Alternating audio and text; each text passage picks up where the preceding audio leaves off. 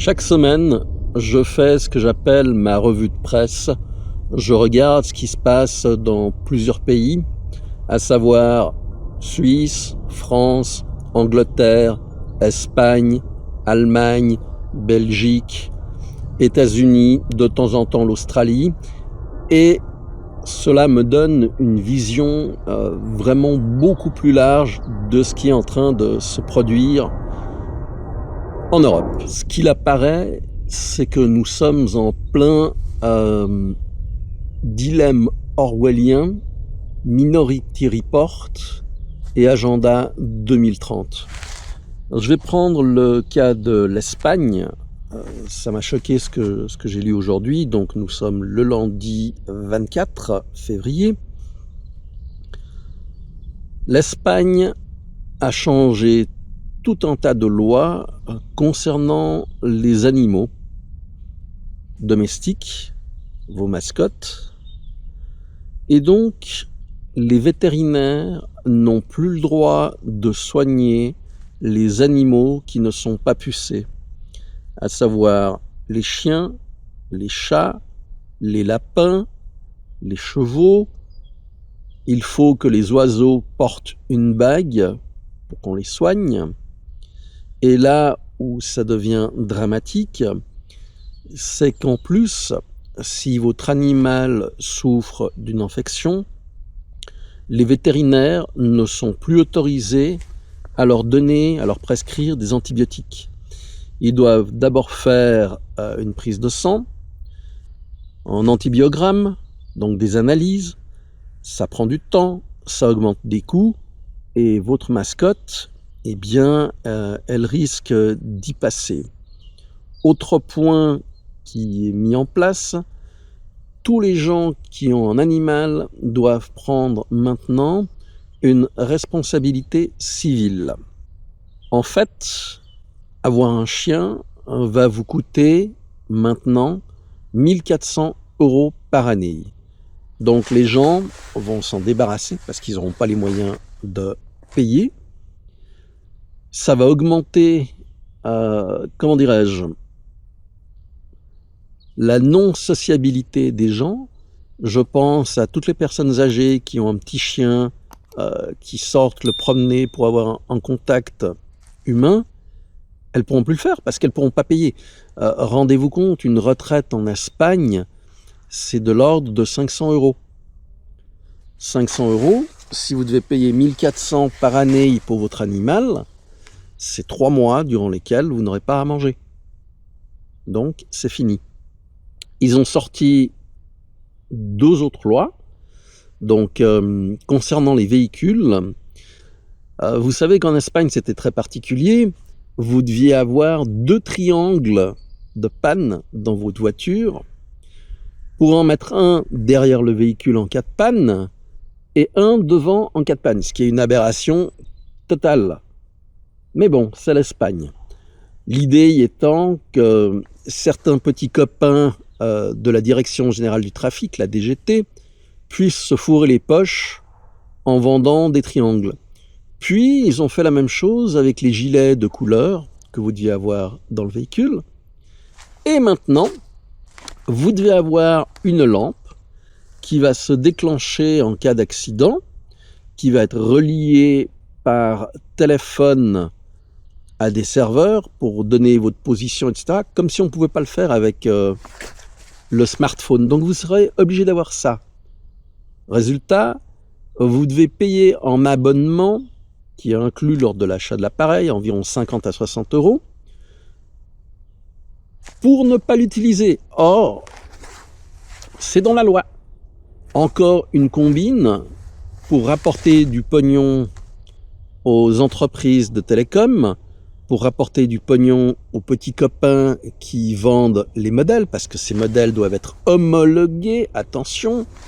Bref, il y avait une loi qui existait, qui permettait aux personnes possédant une voiture ancienne, de 25 ans et plus, de l'immatriculer en ce qu'ils appelaient les véhicules historiques. Vous aviez moins de contraintes, vous aviez moins de taxes à payer, et ça se passait très bien.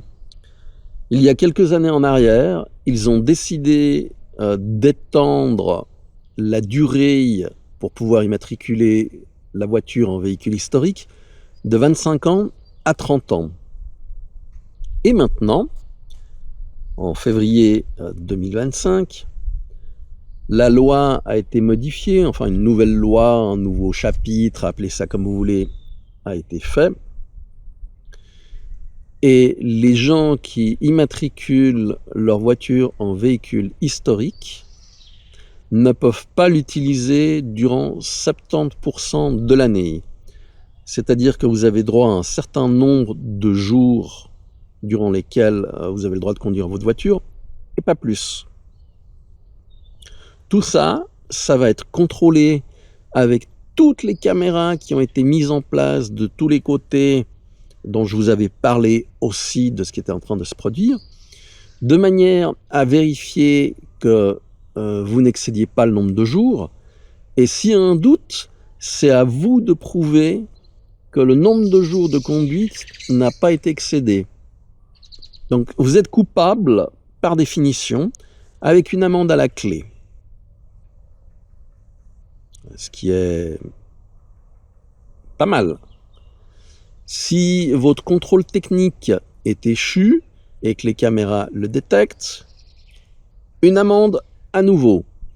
Donc tout est fait pour piller de tous les côtés les gens, le peu de ressources qui leur reste, les obliger à acheter un nouveau véhicule qui ne marchera pas. Je vous conseille de regarder la chaîne Go la Vache concernant les moteurs Stellantis PureTech.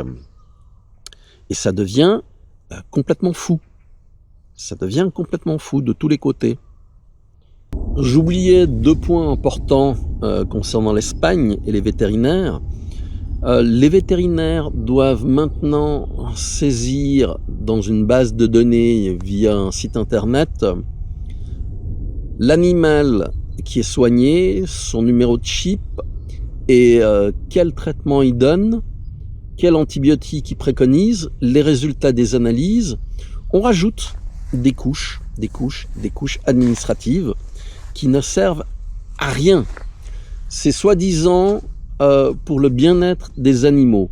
C'est donc la loi du bien-être des animaux qui vous impose toutes ces choses. Alors, il y a un vétérinaire qui a soigné un animal qui n'était pas pucé. Il faut savoir que la loi est active depuis le 2 février. Et il s'est retrouvé avec 90 000 € d'amende. Voilà, ça, c'est l'Espagne. Alors, le 5 mars, il y a une grève générale de la part des vétérinaires qui va être faite dans toute l'Espagne pour protester contre cette loi. Ce que ça va donner, je ne sais pas. Mais c'est la situation actuelle. Ça, c'est pour l'Espagne. On va passer maintenant à l'Angleterre. L'Angleterre est quelque chose d'absolument dantesque. Vous avez vu les réseaux de pédophiles, les gamines qui étaient violées, prostituées, etc. par des groupes pakistanais. Mais les gens qui ont été en prison, ce sont les gens qui protestaient contre le gouvernement parce que rien n'était fait.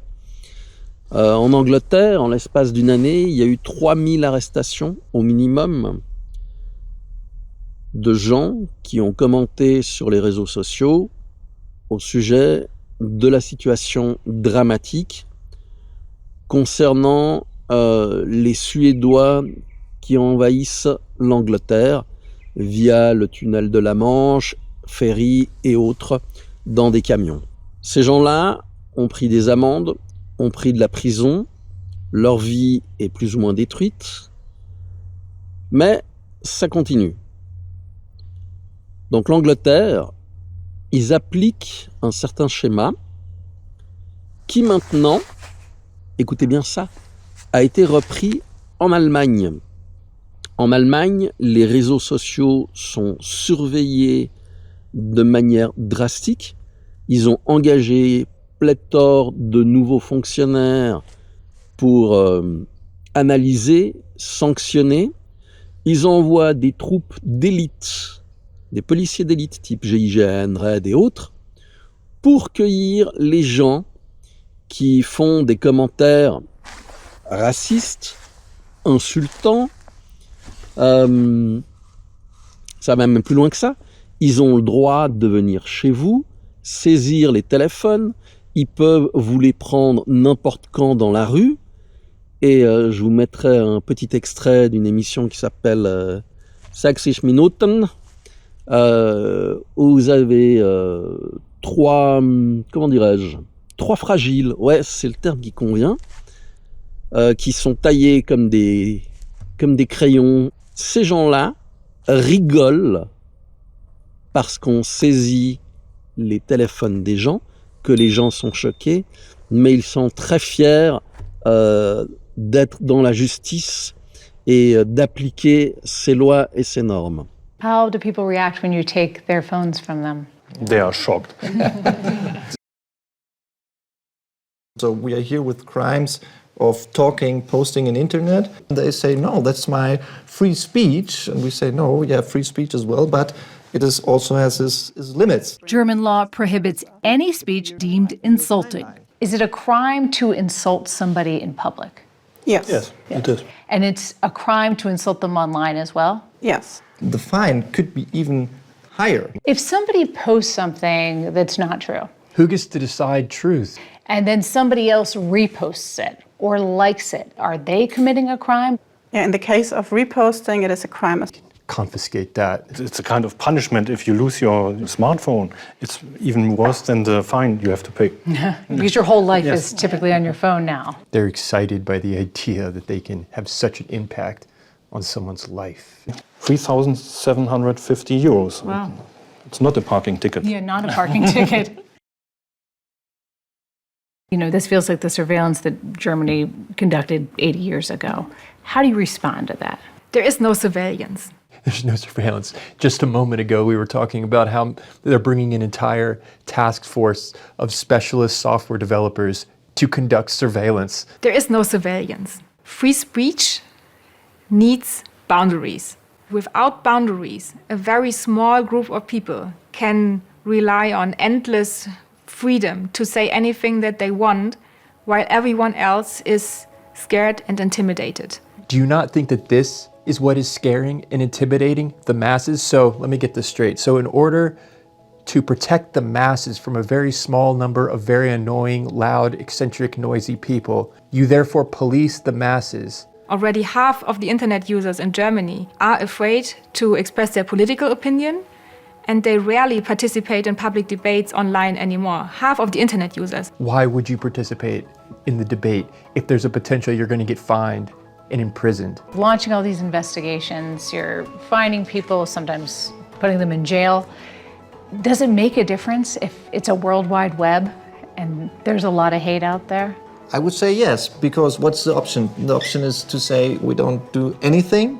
No, we are prosecuted. Donc je vous le dis tout de suite, ces gens-là, faites vos listes. Ah, la liste, faut pas l'écrire. La liste, faut pas la mettre sur un ordinateur. La liste, faut la garder dans votre tête. Et oui, vous avez des pertes de mémoire, moi aussi.